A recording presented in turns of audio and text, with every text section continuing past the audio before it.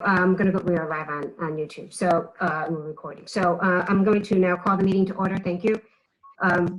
Pursuant to the New Jersey Open Public Meetings Act, NJSA 10-4-10, adequate notice of this meeting has been provided by advertising by such notice in the Home News Tribune, the Asbury Park Press, the Board Office, the schools, and on Cablevision Channel 118, and BIOS Channel 24, and by filing such notice with the Township Clerk.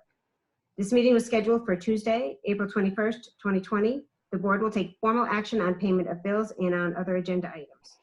Mr. Mara? Thank you, Kelly. The Old Bridge Township Board of Education acknowledges that the law of this state establishes that members of the public, including members of the board, have the right to record public board meetings using audio or video recording devices, provided that that active recording does not interfere with the business of this public board meeting. Therefore, the board makes known that any such recording is to be considered the private recording of the individual and in no manner represents the official record of this board. The board therefore takes no responsibility for such private recordings and completely disavows any future use. Roll call, please. Burns?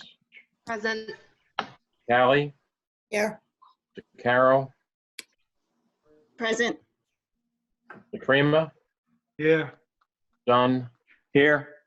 Giordano? Here. Lent? Here. Solikowski? Here. Ellis Foster. Here. So on the administrative side, we have Dave is here, Kathy's here, I'm here, Mr. Tui's here. Is Anahita here? No, Chris Parton is here. Okay, thank you. Okay, great. Thank you. Okay. If we all can stand and for the Pledge of Allegiance.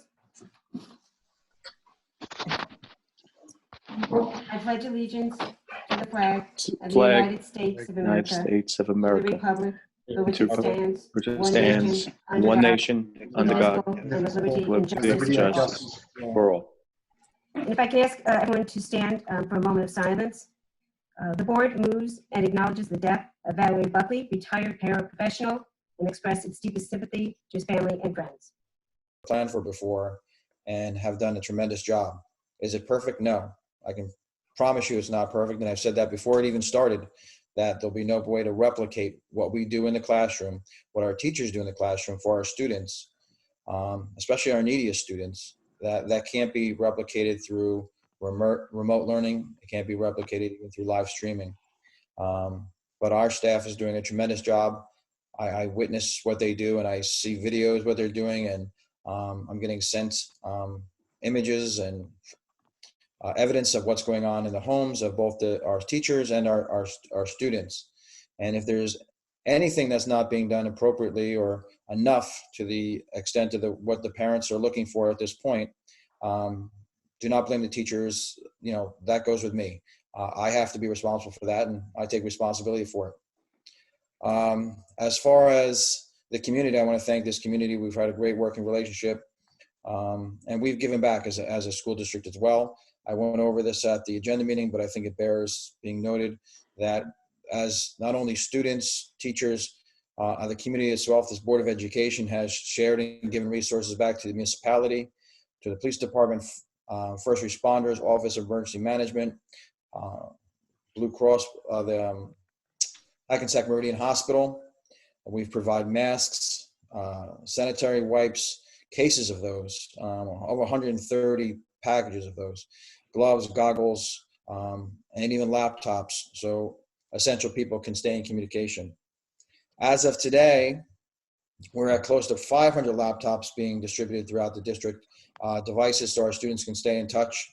And I was overwhelmed with support from the Old Bridge Police Department today, who again came to assist me, and 50 devices went out today within their vehicles, going out door to door and helping. I went to some houses today and some hotels today where we have our homeless and delivered there. It requires a lot of work by a lot of people to keep all of our students, all 8,400 of them, in touch and learning. in learning, and it's not easy to do, and it's a team effort that's getting it done throughout the whole community. So I wanted to thank everyone who's making that possible. We've provided over 3,300 meals at this point, and we will continue to do so. And some of those meals are going to our most impacted families that are under quarantine because they have COVID-19 in the house and they can't leave the house to even go to the grocery store. So much is being done to ensure that there's breakfast, lunch, and other meals being provided in our homes. Everyone by now should know that the last executive order, well, I didn't see today, so the May 15th, the executive order from the governor stated that our schools will be closed until May 15th at a minimum, then be reevaluated.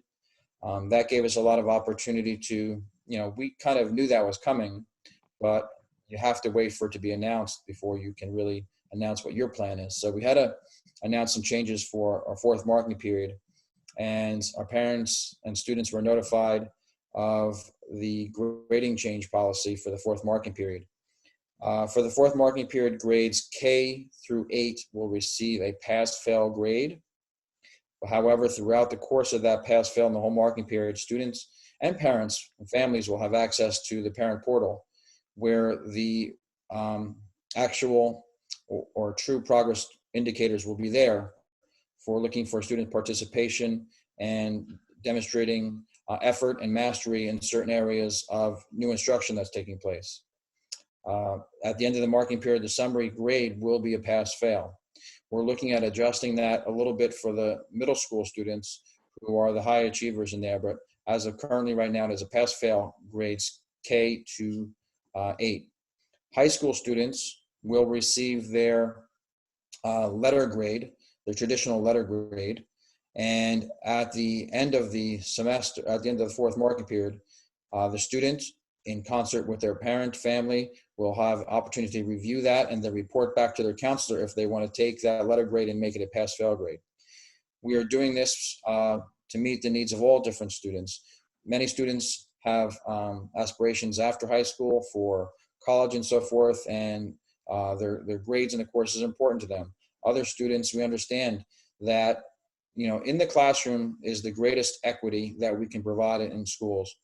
That within a classroom that has anywhere from 8, 10, 20, 25, 30 kids in a class, in some cases, that we can provide as much equity in there as possible. Everyone have access to the same information at the same time.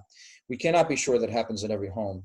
We cannot be sure that there aren't, I know of parents whose houses I've been to where both parents are essential employees, and older students are learning on their own at home. And I know there's other parents where both parents are educators in their home, not only doing great work for providing education for the students in their district, but also for their own students, and it offers some great benefit to those students. So with those inequities, the pass-fail option, it doesn't eliminate those equities, but it brings some comfort to there. But we still want to see effort from our students, and that's why we're keeping the parent portal as true an indicator of student progress as well, as much as possible. We went over at the last meeting, but it bears repeating again that field trips were canceled for the rest of the year. We're still having ongoing dialogue with any of the field trip providers and tour groups that have family money or student money that they put into it. We're working hard to make sure we get all that money back because we know it's important at this time. Milestone events, everyone from elementary schools, middle school, high school, we know that there's milestone events that take place at every grade level. Obviously for our seniors, there's significant events. We are looking at alternative dates, venues for all of that to see what we can do. I had a conversation just yesterday with the Department of Education Office of Preparedness and Emergency Response.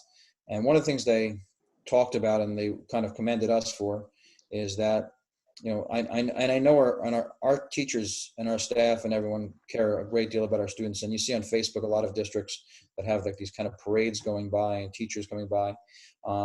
We haven't really engaged that as a district because the executive order within its, as it stands from the governor's office, states that the only people that should be leaving their homes are people who are either going to the medical facilities, going to the store to get necessities, Anyone else should not be outside their homes for these events. So it's hard to stand in line with the executive order as directed by the governor and then have these events where cars of people are driving around communities. And, you know, we hope that there at that point there'd be no accidents or anything, and then tying up the work of our first responders who are doing so much to protect the ill at this time. So they asked us, and they're going to send a reminder out to all districts to withhold those type of events at this time because the real efforts need to be in making sure that everyone's healthy and safe. And that is our greatest priority. And lastly, I do want to thank our students. The students are the ones who are feeling the greatest loss right now. And if they're in a house where there is information and there is illness in their home, it becomes even more distracting. So I ask that we all be patient. We all work as humanly as possible to support our students. Thank you very much.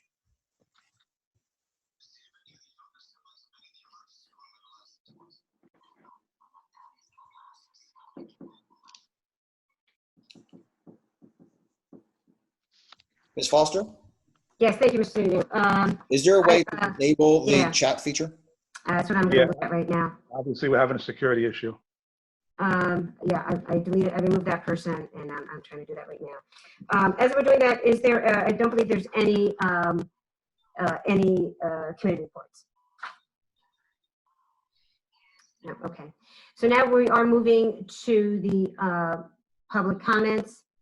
If there's anybody on the call who would like to make public comments related to agenda items only, please raise your hand.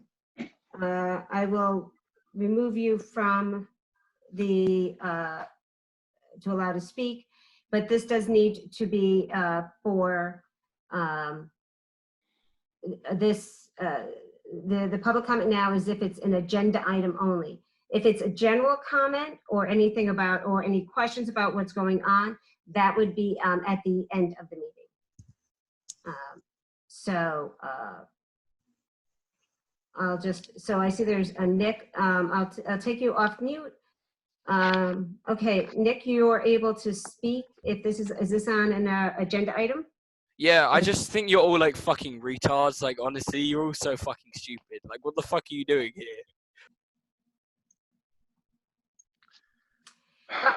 So this kind of goes to, you know, some people are like, why don't we do some of this live for the students? So There you go. we're going to try to carry on with the meeting. The first thing is curriculum, professional development. Items 1, this is one item. Can I have a motion? I'll move it. Actually, I'm sorry, Kelly, this item is, you jumped ahead of me. This is administratively being removed. Oh, okay. Okay. That entire event was canceled yesterday. Ah, okay. Thank you. Okay. The next is athletics. One item. Can I have a motion, please? I'll move it. Dunn will second. All right. Any discussion? Okay. Then can we have a roll call, please, Mr. Brown? Dunn, Yes. Giordano, Yes. Lent, Yes. Solakowski, Yes. Burns, Yes. Tally, Yes. DeCaro, Yes. DePrima, Yes. Ellis Foster. Ellis Foster. Yes. Okay. Resolution 1 passes. Teresa, I think your mic is on mute. You have the mute signal next to your name. There you go. I take it on and off when I get called. Oh, okay. Okay. Next is finance, numbers 1 through 6. Dunn will move finance items 1 through 6, Madam President. Thank you. Can I have a DeCaro, second. DeCaro? Any discussions, questions?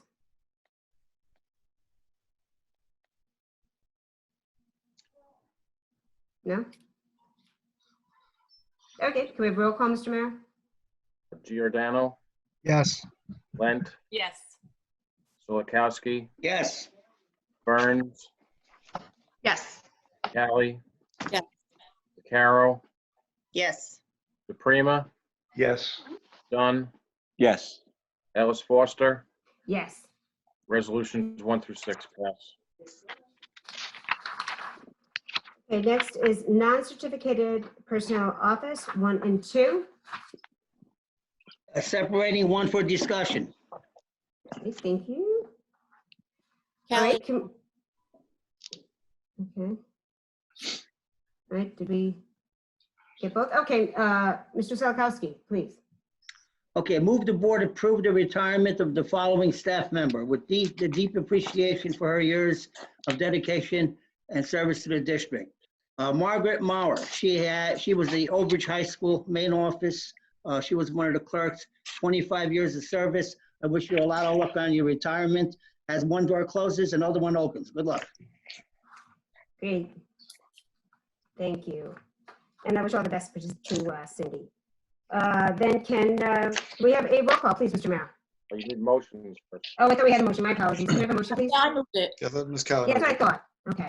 So who's the first one? I missed the first. Jill Callie. And the second? I don't know. Done. Okay.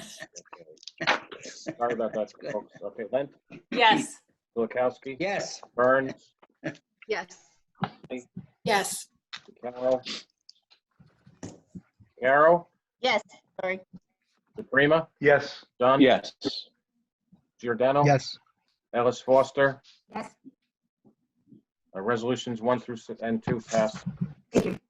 Next, non-certificated personnel, other 1 and 2. Could I have a motion, please? DeCarlo, motion? Okay, I didn't get that again. So Kelly, who was it? Yeah, DeCaro and Len? Sure. Okay. Any questions or discussion?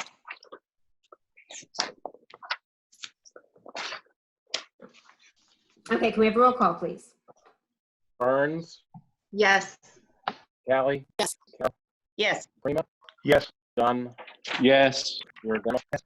Solakowski, Yes. Ellis Yes. Foster. Sorry, yes. She's back. Yeah. Yes, there it is. Okay, keep moving. Certificated personnel 1 through 8. Dunn will move certificated personnel items 1 through 8, Madam President. Giordano, second. Any questions, comments?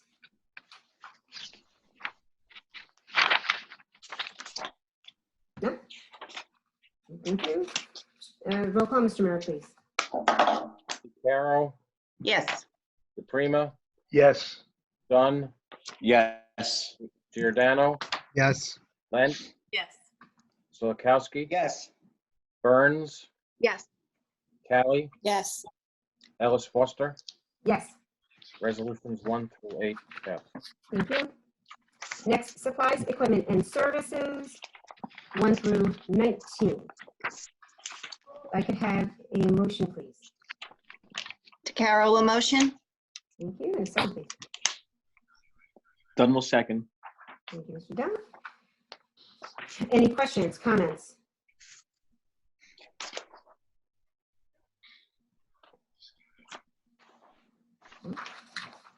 All right, roll call, Mr. Mayor, please. Dunn, Yes. Giordano, Yes. Lent, Yes. Solakowski, Yes. Burns, Yes. Callie, Yes. Caro, Yes. DePrima, Yes. Ellis Foster. Yes, Resolutions 1 through 19 pass. thank you. Next, transportation, 1 through 4. If I can have a motion, please. Callie will move. Lent will second? Thank you. Any questions, comments?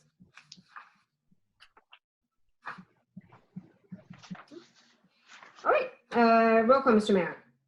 Giordano, Yes. Lent, Yes. Solakowski, Yes. Burns, Yes. Callie, Yes. DeCaro, Yes. DePrima, Yes. Dunn, Yes. Ellis Foster. Yes. Resolutions 1 through 4 pass. Thank you. Miscellaneous 1 through 4. If I could have a motion, please. Lent will move it. Callie will second. Thank you. Any questions, comments? Just the one thing I'll mention, as it says there, is that until the order is lifted, while it does say where the locations are, all of the meetings will be virtual until the time we can be together. And that information will always be out on the website of where we'll be. Anybody else? No. All right, Mr. Merrick, have roll call, please. Lent, Yes. Solakowski, Yes. Burns, Yes. Hallie, Yes. Caro, Yes. Prima, Yes. Dunn, Yes. Giordano, Yes. Ellis Foster. Yes. Resolutions 1 through 4 pass. Thank you. Next is Board Secretary and Board Business 1 through 14. If I can have a motion, please. Dunn will so move. Thank you. DeCarlo will second. Sure. Any questions, comments?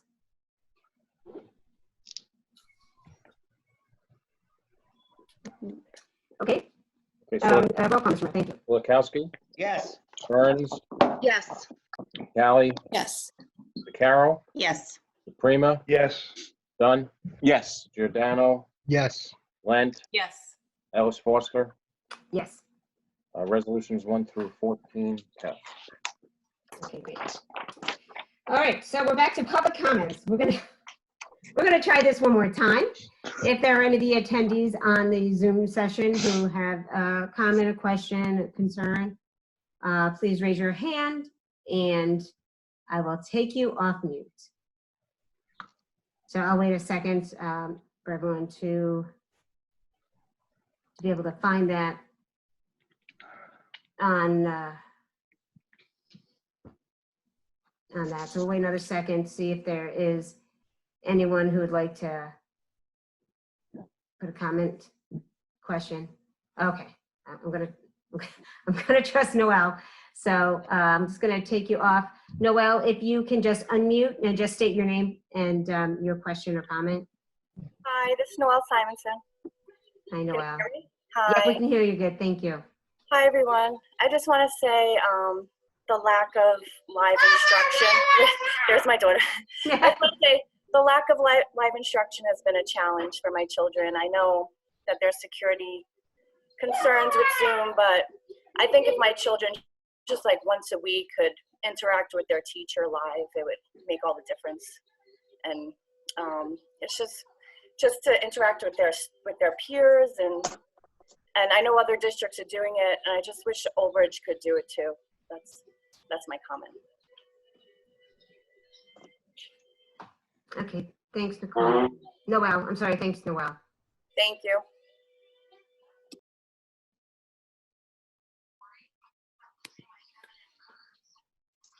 Oh, I sent it the wrong way. Hang on, I changed it. Anyone else? Any other comments? Hang on, well, I made you the wrong thing. No. Okay, hang on, I see Gladys. Hey, Gladys, I'm going to unmute you. If you can please state your name and your comment, please. Yes, hi. My name is Gladys Marazzo, and very similar to the person before me, Noel, my son is Edward, he's in kindergarten. And I also agree, a little bit of live instruction would be great. Right now he's receiving speech and it's worked out great. The interaction, his face just lit up as soon as his speech therapist went in for 20 minutes. He does it once a week. And I think if he would just interact with his teachers and maybe his peers, again, once a week would be great, especially for social, we don't want to have any more social regression. I know it's unprecedented, but it would be of good benefit. As long as, parents sign off on it, I'm willing to sign off on anything. And his teachers have been great regarding doing pre-recorded messages, but just a little live interaction wouldn't hurt. Okay, guys. All right. Okay, thank you very much. Thank you. Thank you. Okay, anyone else? I'll wait another second. Just to see anybody else has anything.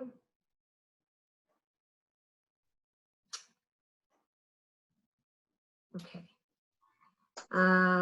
Okay. I don't see any other raised hands.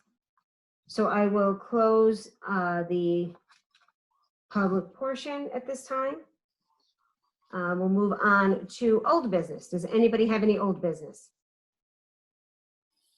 No, and just will remind the board, on Monday, April 27th, we do have training with the New Jersey School Board, where we're reviewing the process for Mr. Citadino's evaluation and the board self-evaluation. And we'll be sending out those links probably tomorrow. And we will have our NJ SBA rep on the call for that. Okay. No other new business. Does anyone have, I'm sorry, no old business. Does anyone have any new business?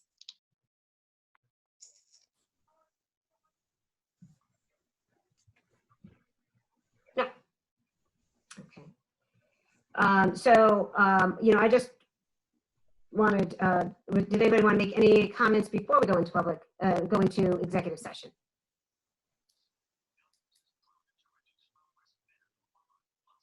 Did you, Mr. Citadino, or were you waiting for somebody else? I wasn't sure. Yeah, I raised my hand there virtually and sure. realistically. So I just, I'm going to ask, not to speak to it now, but Dr. Tui, I'm sure we have a record of the 2 parents that reached out, have him check in with their teachers. I spoke to several classroom teachers today who had one-on-one either conversation, Teams chat conversation, Teams video live conversation, individually with students. And I know that's, that is up to the teacher and the parent to work out if they feel it's necessary. The teacher ultimately has the discretion in doing so.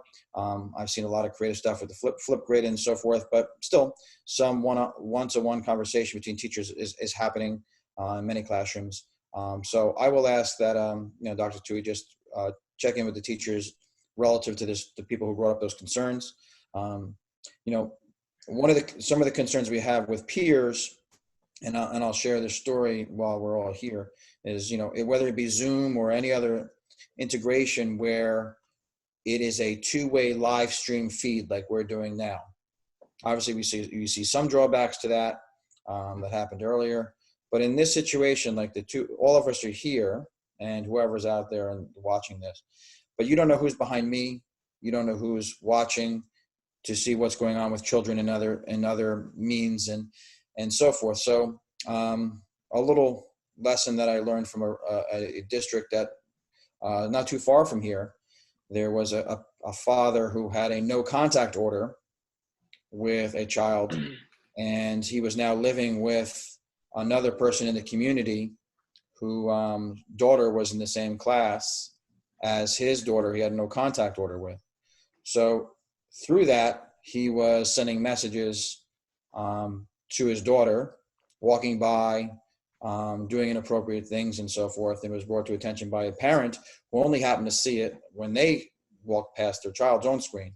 So removing that, I guess, the virtual fourth wall into the homes, it's difficult. In the school, when a student arrives, we can provide all the privacy and security that we can possibly do within a building. I can speak from my own personal example. I've been to several homes in this community, and there's been times when elementary age students have answered the door when I've come there with a computer, answering the door in their underpants.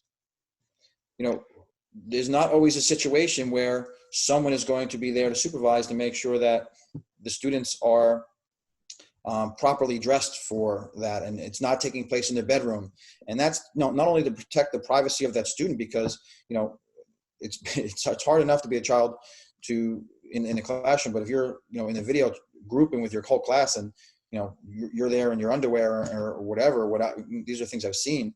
It can be very detrimental later on, and everything that goes on with that. And it's difficult. I know we can't provide everything that's perfect for kids, but we also have to provide them an element of privacy and protect them. And it's hard with that peer type of situation, looking to get all students engaged and talking to each other. that's where it becomes a tremendous concern. As far as teachers reaching out to their students, and counselors and doing so forth, providing instruction, providing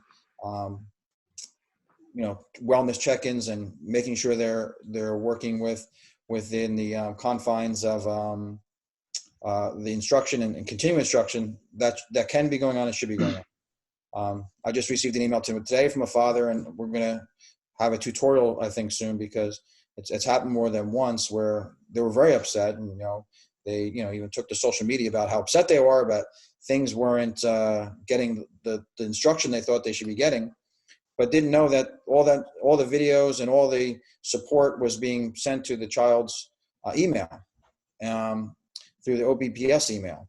And the child wasn't opening the email, getting all the support from the teachers and videos and other supports to support the instruction. So we'll have to do a little better with that, making sure parents know how to access their students' OBPS emails as well. It's a ongoing phase, and we're going to grow with this. And unfortunately, the way it looks like, we're going to be into the end of the school year and maybe even longer. Thank you very much. Okay, Madam thank you. President? Yes, Mr. Dunn. I just want to take this time to sincerely and wholeheartedly thank the entire administration, from Dave down to Dr. Hoker, to Joe, to every teacher, every bus driver. And I consider all of them essential. And I think that this test that's unprecedented, we have passed with flying colors. I know that it's been very stressful and very humbling for a lot of people going through this. However, I can unequivocally say with certainty that this district, our administration, our teachers have done a marvelous job considering what we've been going through. I'm an essential personnel. I'm on the streets every day. I'm in different cities. And I can tell you that by far Old Bridge has its act together. And, we're very blessed to have people like Dave and Kathy and Joe, the police department, first responders, and our teachers, our bus drivers, everyone in place, because you know what? They've made a difference. I stopped down at the bus terminal there on Jake Brown, and they're there working every day. They're practicing social distancing. They're delivering meals. The teachers are up all night long trying to perfect their delivery of virtual learning. And you know what? I'm very, very excited, and I'm very humbled to see this in action. And I'm very proud of each and every one of them. And I want to say thank you. And I know that every resident and every student and parent and everyone in Old Bridge will say thank you at some point when this is all over. So again, thank you so much, Dave, Kathy, Joe, everyone. Thank you, thank you, thank you.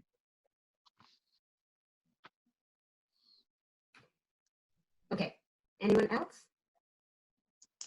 No. All right, so I do just want to reiterate our thanks to everyone on the administrative team, everybody, all the teachers, and also to the parents. We know this is challenging for you. We know this is certainly things that you didn't sign up for. So we appreciate your patience. Please know, as we said, any questions, reach out, because everyone does want the same end result, to make this as easy for the children as we can. So thank you, everyone. Now we are going into an executive session. Mr. Parton? Yes, you need executive session motion to go for matters of contract and attorney-client privilege regarding food services and staffing. Okay, could I have a motion, please? Then we'll make a motion to go into executive session as delineated and outlined by our attorney, Mr. Parton. Thank you. Carol, Thank you. second. Lentil second. Okay, great, thank you. So to the public, oh, we have to keep going. Sorry, can we have a roll call, please? Sorry. All in favor?